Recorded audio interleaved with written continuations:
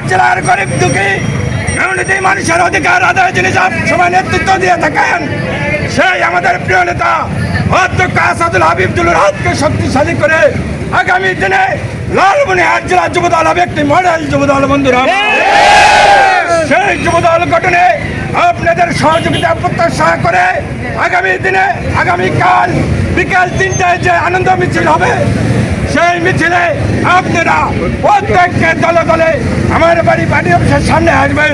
সকলকে ধন্যবাদ জানিয়ে আমি আমার বক্তব্য শেষ করছি।